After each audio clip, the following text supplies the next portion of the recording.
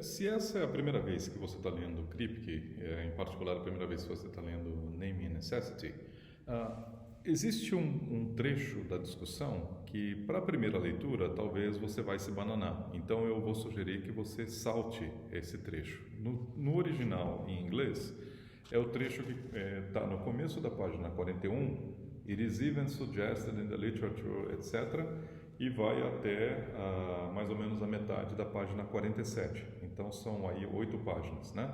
Até esse parágrafo aqui. Notice this question whether Nixon could not have been a human being. Né? Até aí. Eu sugiro que você pule essa parte e na tradução em português, isso vai do final da página 89 até mais ou menos o penúltimo parágrafo da página 97. Tá? Porque tem uma discussão um pouquinho mais densa em termos técnicos, em termos metafísicos aí, que você vai ter condições de entender melhor depois que você lê o restante do texto. Tá? Como eu disse, isso aqui é uma palestra que o Kripke deu, então nem sempre na palestra a ordem que os assuntos vão aparecendo é como escrever, não é como escrever um texto, né? Que o texto você tem todo o tempo do mundo para estudar a ordem do texto, de tal forma ficar mais pedagógico, etc. Né?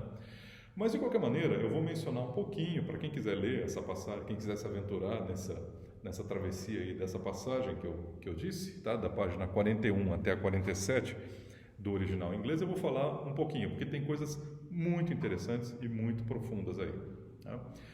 Ele está lidando, sobretudo, com duas questões metafísicas fundamentais. Tá? Que são tão antigas quanto a própria metafísica. Tá? Uma é o que nós vimos nos vídeos aí passados, tá? Que é a questão da modalidade de ré, ou seja, se o indivíduo carrega necessidade e possibilidade. Tá?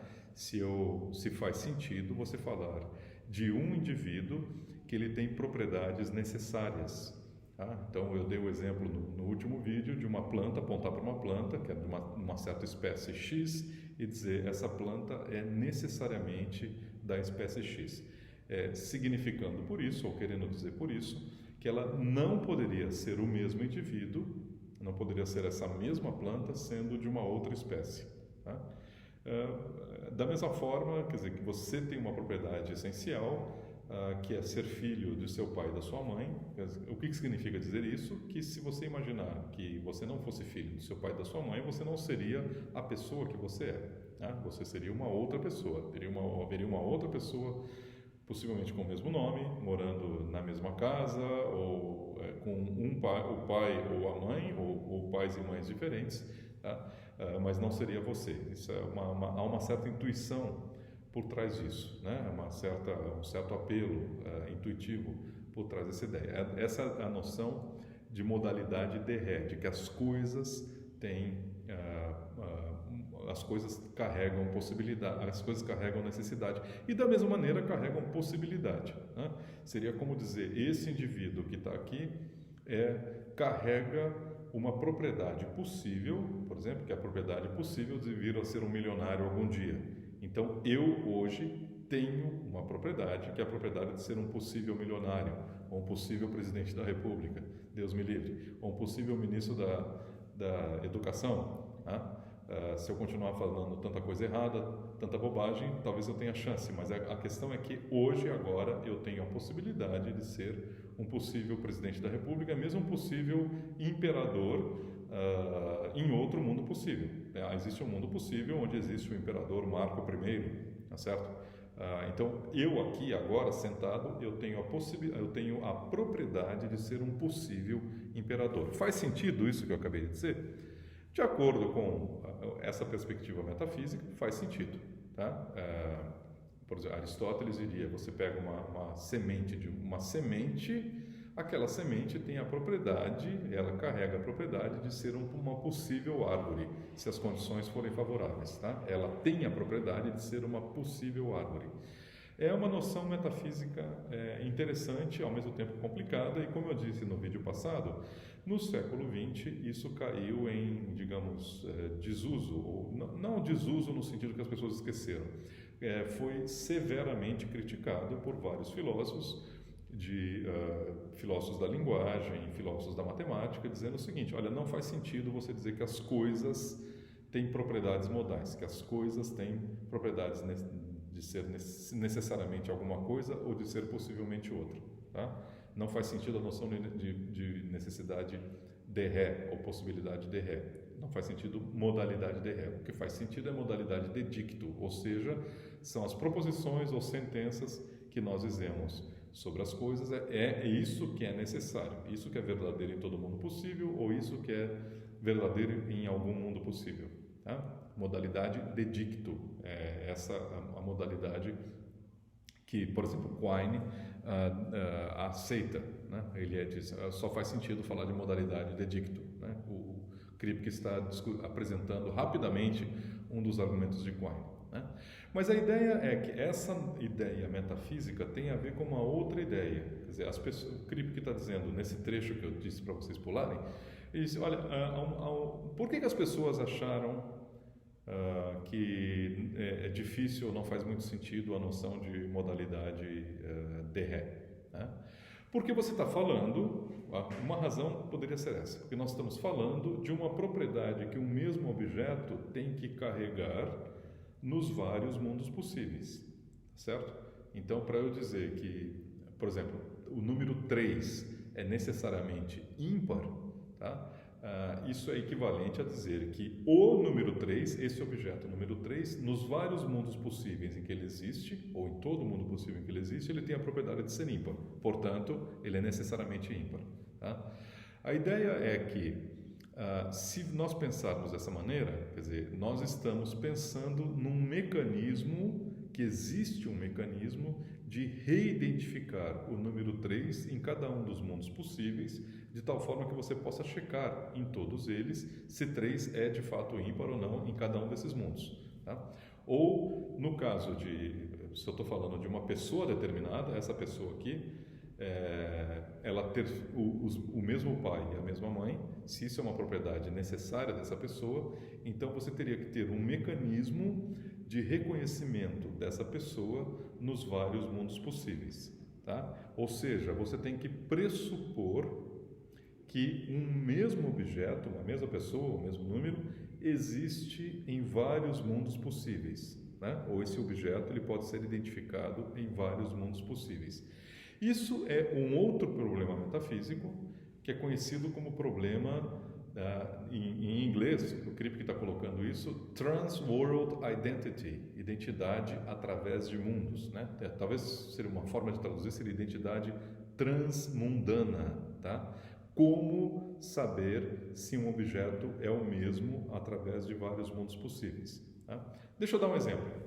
Aqui está falando com vocês um indivíduo de camisa verde, que tem uma voz, um certo timbre, tem uma parede azul atrás, etc, etc. Suponha que nós estamos em outro mundo possível, vamos imaginar um outro mundo possível, onde tem um indivíduo falando com vocês com uma camisa verde, com uma barba desse jeito, com óculos desse jeito, uma parede atrás, e eu pergunto, é o mesmo indivíduo ou é outro muito parecido com esse aqui?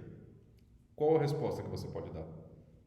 É o mesmo indivíduo ou é outro que é muito parecido com esse daqui? Tá?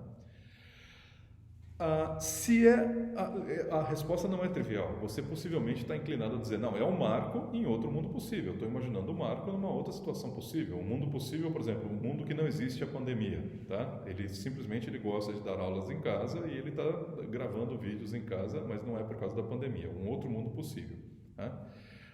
Pode parecer trivial essa resposta, mas ela não é aceita por vários filósofos importantes ao longo da história, né?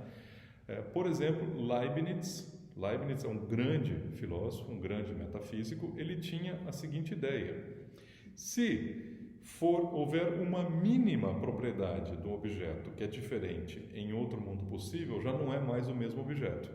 Então, eu moro no mundo, nesse mundo aqui, eu vivo cercado por uma pandemia.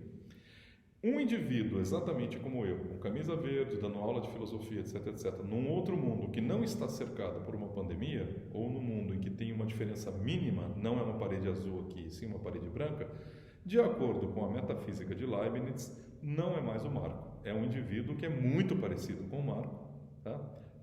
Tem várias propriedades em comum com o Marco, mas não é o mesmo indivíduo.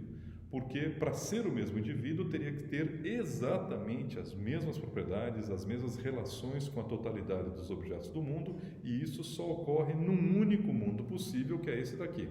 Isso só ocorre neste mundo possível aqui. Porque se eu tiver um outro mundo com uma variação mínima com relação a este mundo aqui, já não é mais esse indivíduo, e sim um outro indivíduo. Então, para Leibniz, por exemplo, não existe identidade transmundana. Você não tem um mesmo indivíduo em mais de um mundo possível. Então não faz sentido falar de propriedades essenciais como sendo aquelas propriedades necessárias, como sendo aquelas propriedades que o objeto tem nos vários mundos possíveis, porque um objeto, um indivíduo qualquer, ele só existe num único mundo possível. Tá? Objetos em outros mundos possíveis, com outras propriedades, são outros objetos, não são mais esse aqui.